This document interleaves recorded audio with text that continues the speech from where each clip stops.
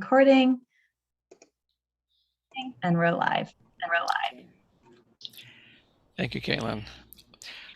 We'll be starting the meeting of the Newburyport Historical Commission for the 11th of August, 2022 in just a minute or so. I just want to allow a minute or so for another one or two folks to join the call.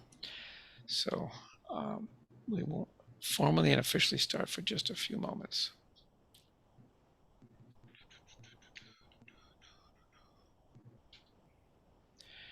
Caitlin, I think I see Malcolm over in the attendees. Yep, you got him.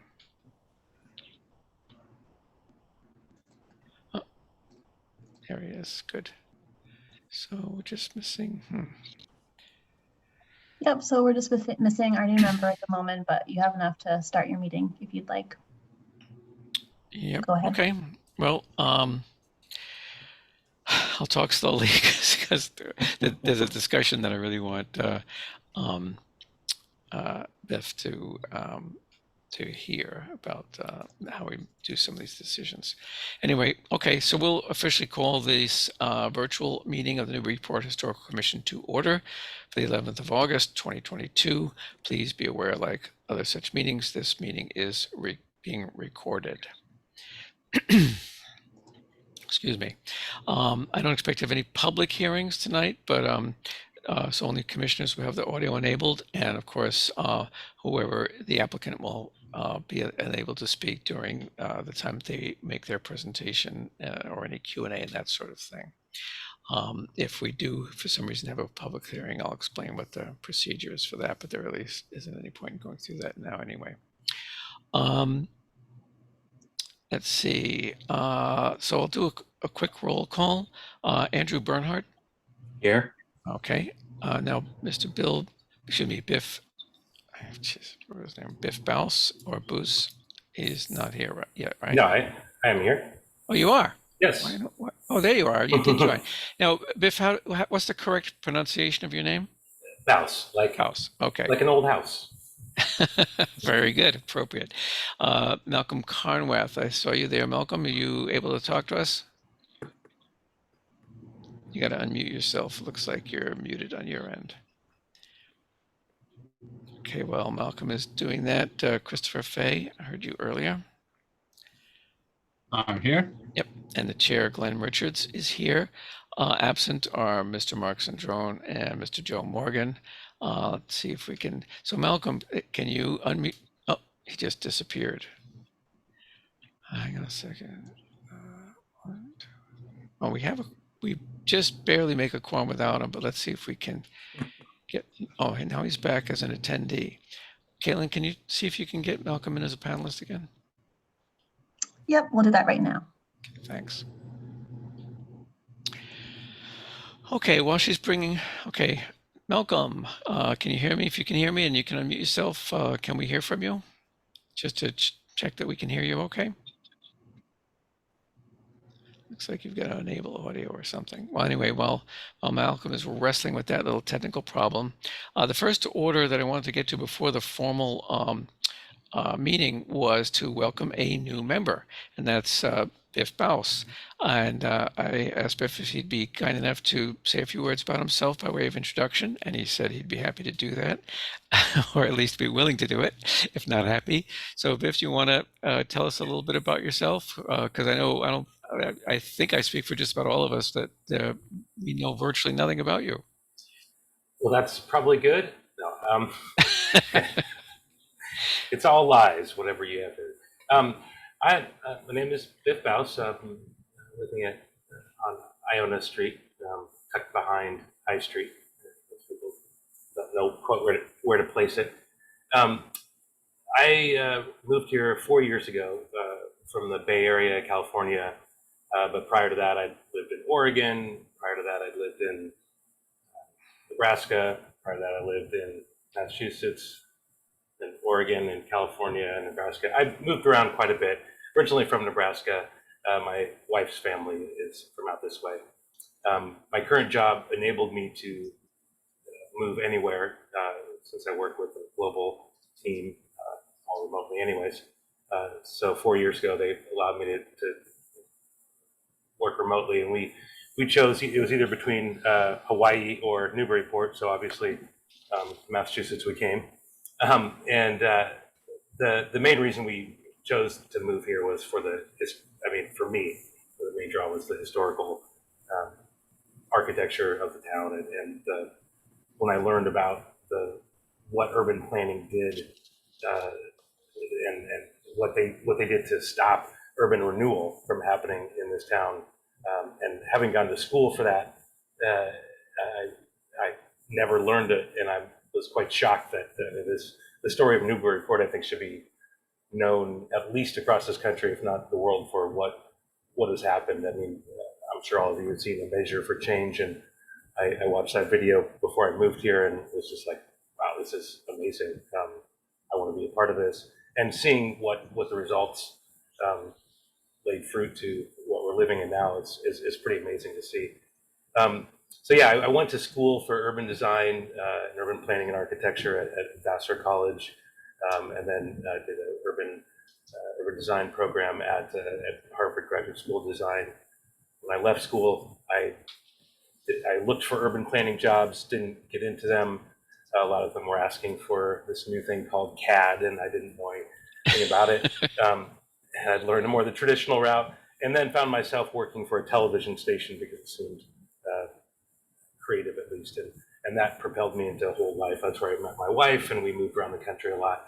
And then I ended up working in web design and having a much more stable life and a much more flexible life than I did when we were both in television. It's been a lot better. But since moving to Newburyport, I've just been absorbed in the history of the town, and for personal interest, document and take pictures of and research homes all across the town. I think I've probably researched maybe 300 or 400 homes at this point in buildings, or at least gone through all the data sheets and everything. And I watched a couple of these meetings for fun, as all of us do. And then I saw that there was this position open, and it's like, it seems like I should maybe put my hat in the ring. So Yeah, here I am. well, I'm glad you did. Yeah, very glad you did. And so welcome. Let me be the first to officially welcome you to the commission. Very happy to have you. Does anyone have anything they want to say to Biff before we go to the official agenda? Oh, let me answer this for everybody who maybe wants to ask it. Biff Bouse, it's my real name. It doesn't mean anything. My parents just came up with it. Get that out of the way. Yeah, you must get that a lot. Probably the only other Biff anyone's ever heard of came from Back to the Future, right? Yeah, that's a later reference, or maybe Biff Rose or Biff Pokeroba. You can go back. All right. Well, thank you very much, Biff. And so let's go to the formal agenda. Let me try Malcolm one more time. Malcolm, did we never did get your audio. If you can hear me, see if you can get your audio going so you can participate in this. Okay, so let's take care. It's going to be a quick meeting, probably. The first demolition delay application is 26 Eagle Street. We received a letter from the attorney representing the owner asking to be continued. So typically we just it's not usual to object to that. So if someone has, what happened was the applicant couldn't make it tonight, and they just want to go to the meeting on the the 25th, which is our next meeting. Would someone like to make a motion to continue this hearing to the August 25th meeting, technically without prejudice? This is Andrew, and I make a motion that we move this to August 25th. Okay, thank you, Andy. Is that seconded? Yeah, this is Chris. I'll second that. Okay, thanks, Chris. Okay, then we'll take a roll call vote. Andrew, yours vote? Yes. Okay, Biff? Yes. Okay. We still didn't have Malcolm. I think if we never do hear you, Malcolm, we'll have to, I don't know, count you as absent or something. Chris, your vote? Yes. Okay, and the chair is also a yes. So we will continue that matter, Caitlin. So I'm sure you'll see to that it gets on our next meeting's agenda. So that was quick. Then we have, I do want to talk about these whole demo delay applications, but I know we have a person here from the Central Congregational Church, so why don't we let them go through that matter first, and we can come back to the procedural stuff later, so they don't have to hang around for that. So I see Mr. I believe it's Robinson. Is that? I think it's James or Jim Robinson. You are unmuted, Jim. Is it okay? Can I call you Jim? I don't. Oh yeah. Okay. Yeah. And I see you're logged in twice, which is okay. Just make sure at least one of them is muted, though, so you don't get that echo and all that. So we took a look, or at least I did, and some of us took a look at your plans here. I don't know if it came as a surprise to you or not that something of this magnitude needs to be approved by the Historical Commission. It may or may not be a problem.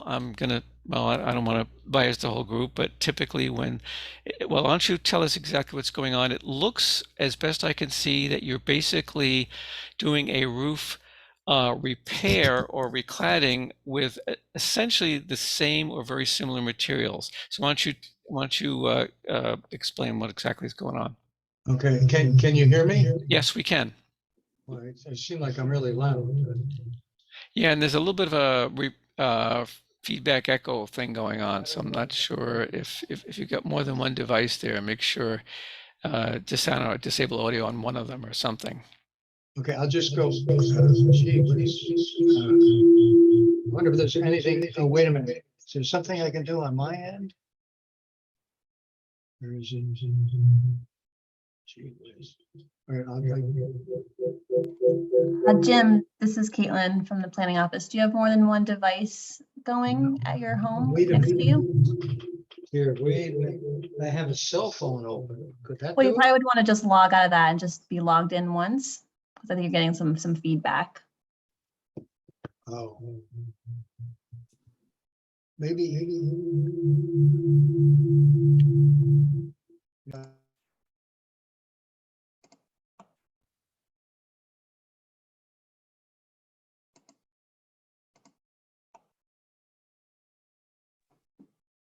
You need to unmute one of your devices. Okay, it looks like you already have. Try it now, Jim. Is it better now? Oh, much. So far it is. Yeah, why don't you go ahead? We'll see how it goes. All right, Oh, she's still.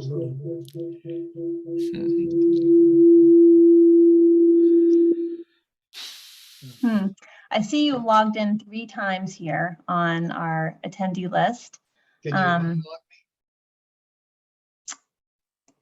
I have you all unmuted if you wanted to switch over to perhaps your computer and turn your cell phone off and try that one. Maybe that would work better. Okay. Jeez. What if I sign out and sign in again? Well, you could try it, or if you don't by any chance have like a headset or something you can use that will help avoid the microphone picking up the sound from the speaker. Is this better? Yeah, okay. I'll cover my mouth. Yeah, it's still, it's somehow your outgoing audio is being kind of, it's like, it's in a positive feedback loop there. So you get that repeating echo effect. You don't have any idea how I could? Well, again, you're for some reason you're logged in. Having one device going is what, can you just have one device going? Would that be possible? Yeah, we see you in the attendee list twice. I'm not sure why that is. Typically, it's because people might be logged in on both, like a cell phone and the computer or an iPad or whatever. No, I'm not. I'm going to turn off my cell phone, but I'm sure that is. Maybe there's.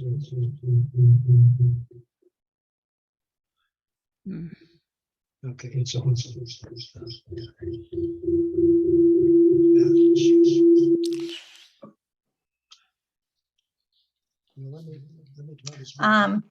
Jim, I see there's someone else here listed as Central Congregational Church. Perhaps they could speak to the project.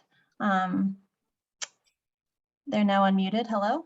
Hi, this is Chris. No, I am the pastor at Central Church.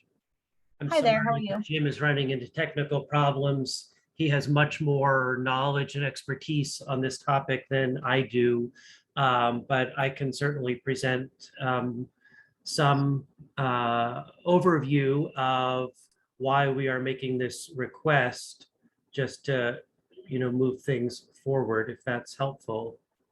Mhm. Chris, you could use my write-up maybe. Have you got that? Or if you're in the Zoom meeting, I think Caitlin has it open right now. It's the page, it's from you, Jim, and it's titled Central Congregational Church Roofing Project 2022, explaining the reason why, with the leaks, and then and there it has the pictures attached, or it says it does, but anyway, I know Caitlin has some photos that show aerial views, showing the area of the, what says this, the office and classroom part of the building. So I'm somewhat familiar with that building because, from previous hearings and so on. So I know that you've got what is referred to as the sanctuary, is the large area or the large part of the structure that has the steeple in the front corner of Pleasant, and what would that be? Titcomb Street is the corner. Yeah, thank you. So this is the building that's a little bit further back. Right. You can see it most clearly from the parking lot of the YWCA. It's the newest part of the building. It was built about 100 years ago. As Jim says in the cover note, we don't actually know how old the roof is, which suggests that it's quite old.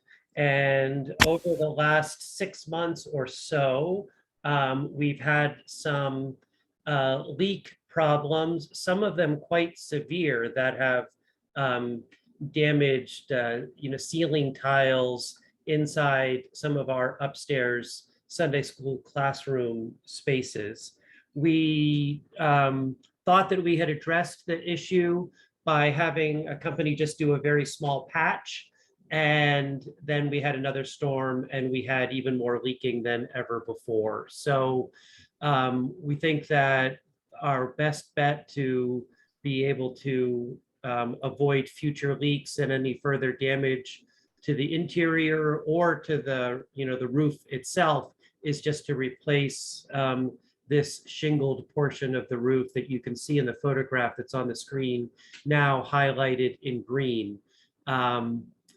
There are several different components to our building itself and to the various roof structures.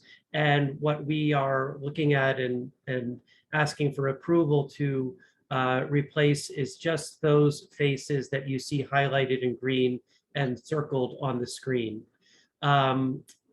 We've been very cognizant of the historical value of our church, and the materials that we will use, that the contractor will use, are very similar in all respects to the materials that are currently on the roof. So in terms of exterior appearance, there should be no real difference, or Okay. And so the Pleasant Street side of that building, that's not being affected right now? Not at all. The only Okay. thing being touched is what you see on the screen right now, highlighted in green. Right. And I noticed those two white squarish sections. Was that the patch you referred to? Because I noticed on some other photographs those weren't there. That I don't know. Okay. Yes, there's it's a tremendous amount of patching. Okay. On that side of the building, and it's just a small sampling. Okay. And it looks like, okay, the lower portion, which is towards the larger parking lot, that's where it's currently a rubber membrane roof. Would that be correct? Exactly, yes. Okay, so that's being basically replaced in kind, I would say. Yeah, that's EDPM, and then to the left of that, the gabled roof is just a regular architectural shingles. Okay, so that's not slate. Is the main sanctuary part slate covered? Yes. Okay. Okay, but on the newer office and school rooms, that part of the building, I think both of those Sorry, even the Pleasant Street side is just regular asphalt shingles. Is that right? Yes, and also the EDPM has a very slight pitch to it, Yeah, I can see that. which Yep. is what you'd expect, you know. Okay, the only question I had, and I'll go ahead and ask as long as I'm talking here, is that on the builder's contract that we saw, the only thing I saw that looked a little, that even raised any question at all was something about venting system. Do either of you know what is proposed there? Let's see, it was under, let's see, shingle roof section, I think it was on, where was that? I think it was on the shingle roof side. So are you? Yes, the next to the last item, install new ridge vent system.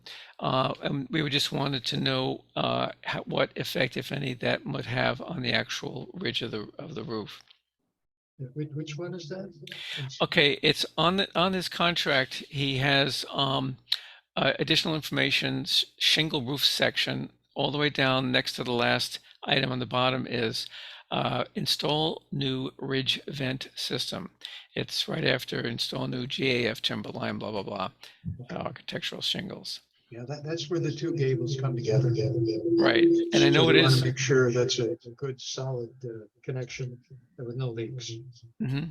Do you have, I don't know that, I've never looked at it closely enough to know that that is typically where they would have some sort of a venting arrangement. Usually it's not very noticeable. It would look like that sort of, if you can see I don't know if you can see me or not, the very top ridge is maybe raised, I don't know, about an inch, so that, and it has a little air gap there so that for venting. Do you have any idea if that's what they intend to do or not? I think so. I remember him describing it to me, but boy, I'm no expert on this. Okay, all I right. will say though that we got 4 estimates for Mhm. this. And we went with Olympic, who was just way beyond the other 3 in terms of detail he went into. And Yeah. he's not the low cost bidder at all. He was almost, well, he's number 3 or 4 Mhm. high. But I have real confidence in him that he's going to do the right thing. Yeah, his quote looks good, Jim. I will agree with that. Let me turn over to my fellow commissioners here to see if anyone has a question about this. And just by way of introduction, especially since we have a very new member and some relatively new members, that structure is subject to a preservation restriction. So what that means in a nutshell, and especially in this case, is that if you're doing something minor, like let's say you just had a minor repair and you're repairing something with the same materials and so forth, so you're not really affecting the appearance or function of something, you don't even need to come to the commission for that. But in the last page of the preservation restriction, I think Caitlin had it up a little earlier.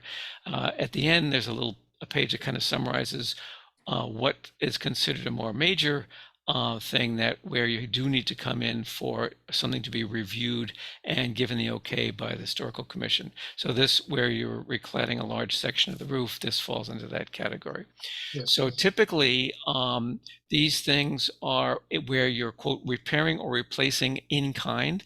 So you're not changing the appearance of the structure. You're basically actually doing routine maintenance. In fact, as some of you may know, the preservation restrictions have a clause in them that require the owner of the structure to maintain it properly, which is, I know from this experience and others with the Central Church that they do take that seriously, and they do try to take exercise good stewardship, let me put it that way, over their properties.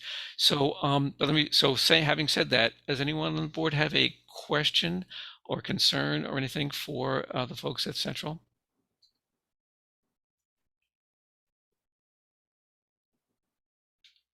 Anybody? No, I'm saying okay. I see. I see Andrew shaking his head. No. Okay. Jim, I see you raised your hand. Did you want to? Was that by accident, or did you want to say something? Or Oh, No, that was an accident. Okay, all But I will right. say this, though, there's an additional photo that shows the color of the roofing that we're gonna replace. And we're gonna match that as much as we humanly possible. We are not gonna do anything, aesthetically unpleasing. Okay. Well, commissioners, um, I should probably hold off my opinion, but if anyone, if there doesn't, I'm not hearing any, doesn't feel any questions or objections or anything, the chair would be happy to hear a motion to approve the rest, this, I guess I'd call it repair and restoration work on the roof of the structure.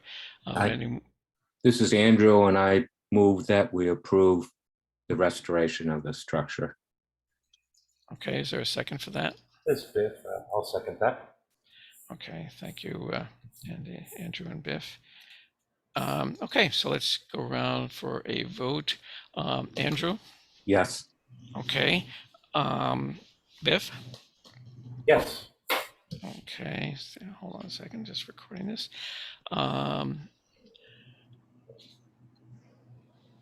Christopher? Yes. Okay, thank you. And the chair is a yes. Did we ever get Malcolm on board here? Still no audio. Okay, well, we do have 4 yays, which is a good thing for you, Right. Reverend Nay and Jim. That means that you have enough votes to carry the motion. So that means that you have, and what I'll do is send a memo to the Caitlin on the planning board, so that they know that it's okay to let the building commissioner issue the necessary permits so that you can do this work. Okay. Thank you very much. Thank Okay. you much. Hey, before you go, a quick question. I was down on Pleasant Street, a few weeks back, I think it was early this summer, and it looked like was one of the windows taken out for either repair or some work on it or something over back by where the kitchen is on Pleasant Street side? We're continuing the work of restoration of the windows as we, as you should know about, since it's been the subject of significant conversation between the church and members of this commission. Oh, okay. I didn't know I didn't know you'd begun the work, but yes, I do. I am certainly familiar with that, and it's a very long and painstaking process. Yeah. It's going. It extend will probably for many months. We just had several more removed, and they won't be restored until sometime late into the fall, including rooms that will be used by our Sunday school children. So we're hoping that the restoration process is completed before before heating season arrives. But sure, I hear you. We are restoring those windows. Okay, great. Well, good luck with that. I hope that things go well with that, and wish you best of luck on your roof as well. Thank you very much. Okay.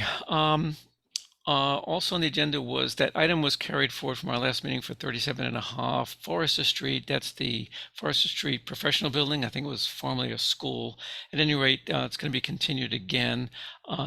They have communicated with the planning board. Caitlin, do we need to have a motion and a vote to I'm not even sure we do in that case. No, we don't. It's just general business, and Right. we'll just carry it forward until we can get an applicant here to present it to you. Yep. Okay. All right. Well, then the only other thing I wanted to talk about, so, and I might wait till next time when we get everybody on board, and Joe and Mark, because I know it became a little bit not contentious, but we were kind of stumbling along last time on how we should vote, as far as historically significant, is preferably preserved, and this and that. I'll just briefly say that, after that meeting, I went back to the ordinance to try to get this straight. And the ordinance itself, the way it's written, leaves things a little bit, well, exactly how you accomplish this is not spelled out, because it says, okay, first of all, I have the ordinance in front of me, and it first explains that, you know, when you've got a historically significant building or structure, they have to come to the historical commission for a permit and file this application, right? And within 30 days, it says the commission shall determine whether the building or structure is historically significant. Okay, so far so good. And the applicant can make a presentation if they want, and so on. Then it says, if the commission determines that the building or structure is historically significant and should be considered for preservation, the commission shall so notify the building commissioner in writing that a demolition plan review has to be made. Now, it used to be that those would be done in 2 separate meetings. This is, most of you joined this commission after we already changed that. What we do now is the planning office, you know, does the official notifications for the abutters and all that, so that if it is considered for preservation, the applicant can go ahead and we can do the demo plan review right at that same meeting. And we've been doing that for some time now. But the next sentence is very interesting. It says, if the commission determines that the building or structure is not historically significant or is historically significant but not considered for preservation, then it blah, blah, blah. So there's 3 possibilities. It could be not significant, historically significant. It could be historically significant but not considered for preservation, or it could be historically significant and considered for preservation. So it's a 3-way thing. So it's you know, it's almost impossible to get that in one motion, although it is possible. For example, if a lot of applications we get might be an old house that is in good condition. It's listed as contributing on the data sheet. Maybe it has a Form B. So in a case like that, it's pretty unusual for a structure like that to not be considered historically significant. So there might be a motion. The very first motion might be that the structure is historically significant and considered for preservation. And if that motion passes, then that's fine. We've determined what it's one of those 3 with 1 vote. But if well, it can get more if there's a different motion, if let's say the motion is that it's not historically significant.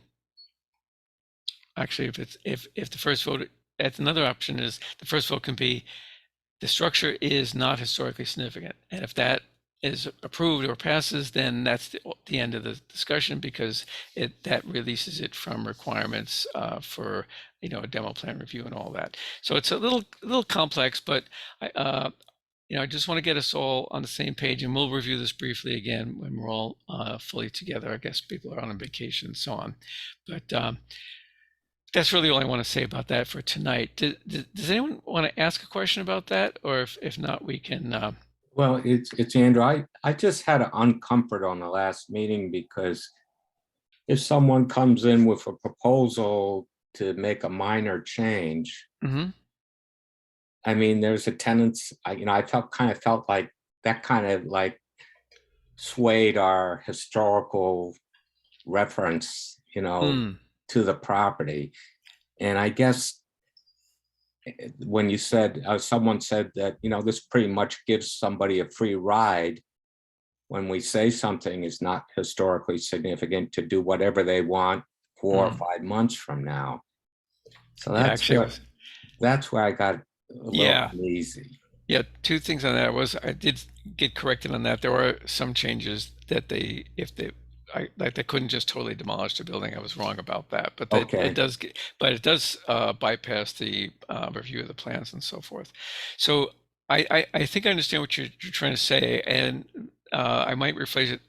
Let me see if this captures what you're thinking, Andrew, that because these changes were minor, they weren't going to destroy the whatever historical value those structures had. Right. Plus, added to the fact that the structures themselves weren't, you know, remarkable in any special way, but they were old. You know, they were historical in the sense that they were representative of a type of structure, a style and proportion of structure. So it probably would have been better to say, okay, it's historically significant, but and consider for preservation, and then go ahead and say, take a look at the plans and say, oh yeah, this isn't going to hurt anything, and then go ahead and approve the plans. And we often do that. And that's probably would have been a cleaner way to do that, but it kind of, I kind of fault myself for not managing that discussion a little bit I better, guess, frankly. I mean, what I'm saying is the weighted decision is the first one. I mean, if that's all we discuss, not even, don't tell us about the project, don't tell us anything. Well, And because that's what we heard probably in the beginning, oh, I want to do dormers and all whatever. I think the first thing we have to decide is, and hold by that rule, is it historically significant? right. And you made a good point just there, Andrew. And some of the attorneys, for example, I know the attorneys at Mead, Lisa Mead's organization, are very familiar with this. So when they present, they won't even get into the plans. They'll just talk about the historical significance of the house. Right. Its age, did anyone famous live there? Did, someone invented the flat bottom paper bag there? Whatever. Yeah. And then, so we'll make a determination. Okay, is this building worthy of being considered for preservation? And then we'll go on to, okay, so we want to preserve it. Let's see what they want to do to it. And a decision can be made that, oh, okay, either, oh no, they're going to wreck it on the one hand, or, oh, okay, that looks okay. Or very often it's like, well, it's not bad, but it's too much in this area, like, right. We could have gone with one dormer, but 3 is too, whatever. Right. Or there was one recently where instead of dormers, we had them adopt skylights. I don't know if you remember that one. Yeah. So the roof line would maintain its historical, kind of shape, but yet they would have the light that they wanted in the attic floor and that kind of thing. Right. So a lot of times there is that kind of compromise involved. Okay, well, thanks, Andrew, for bringing that up. And Thank you. as time goes on, hopefully this will. Well, I was almost going to say we'll all become clear, but the way the ordinance is written, it may never become totally clear. We'll see. Well, I think if we hold to process, and Yeah. that's what I'm saying, is Oh, I see. follow our Yep. process, Right. it should be a lot easier. It's when the applicant or might steer us to, how minor it is even before we consider. Yes. Yeah. Yeah, I agree. I have no objection from me on that. And you're correct. Well, that's the only thing we need to cover tonight. I will try to contact this other person. Her name is Jean Costello, or Costello, depending on your pronunciation. She's interested in joining because we do have space for 2 alternates, which would be good so that when people are absent, such as tonight, we have 2 people absent. The alternates participate and they can vote and everything else. And they behave just like regular members. So we do need to take a vote on the approval of the minutes from the 28th of July. That was our last meeting. Does anyone either have a comment about those or alternately want to make a motion to approve them? I make a motion to approve, Okay, thank you. and I guess Chris is the only one who could second. Well, because he was there. Yeah. It's up to you, Chris. Well, I don't know. I guess I could too, actually. I was there. I will second that motion. Yes. Thank you, Chris. Okay, so Andrew, I assume you're going to vote a yay on that? Yes. Okay, Biff, I'm going to put you down as abstain because you weren't at that meeting or weren't even on the commission at that Makes point. sense. Yep. Chris, your vote? I'm a yes. Okay, and the chair is a yay as well. So we can publish those. There was a minor amendment offered by Joe Morgan in the interim that I think Gretchen has already taken care of. Oh, wait a minute. We have only 3 positive votes. Did we ever, Malcolm, I see you're in there and I see a microphone icon. Are you able to unmute your, well, you weren't, actually, never mind. You weren't here last meeting. Ooh, so Caitlin, does this mean that we can't approve the minutes because we don't, it looks like we don't have the necessary affirmative quorum to approve them? Yeah, it looks like that. We'll just carry the Yeah, 7. we'll just bring it to next meeting and we'll approve them then. All right, sorry about that. Okay, the only other thing to cover is a motion to adjourn. That can be made by anyone who has audio enabled at this point. Plus we have 4 votes. Yeah, and Mr. Right, Biff can vote on this one, so we can pass. What would we do if we couldn't get an adjournment? Oh no! I can vote no though, so watch out. That's okay. true. All right. Welcome, Biff. Maybe. And I see you have a sense of humor, Biff. So I'm all in favor of that. I speak fluent sarcasm. Okay. Well, does anyone care to make a motion to adjourn? Yes, I'll make that motion to adjourn. Okay, Chris. thank you, Chris. Is there a second? Sure, I'll second that. Okay, that sounds like Biff. Yes. Good. Okay. Andrew? Yes. Okay. Biff? Yes. Okay. Mr. Fay? Yes. And, I got to think about this. No, I don't have to think about it at all. I'm an affirmative. So that formally ends tonight's meeting of the Newburyport Historical Commission. Thank you, gentlemen. Welcome to our newest member. Oh, there he is back again with video. Thank you, Biff. Yeah. In the interim, when we had just your static photo, was that your child in there? Yeah, that's my now 11-year-old child. So Okay. you can do the math on it. Okay. Okay. Well, very good. Thanks everybody for joining us tonight. And I'm sure our next meeting will be a little bit more engaging in terms of interesting things to do. Take care. Thank you. Okay. Good All right, night, good night, everybody. everybody.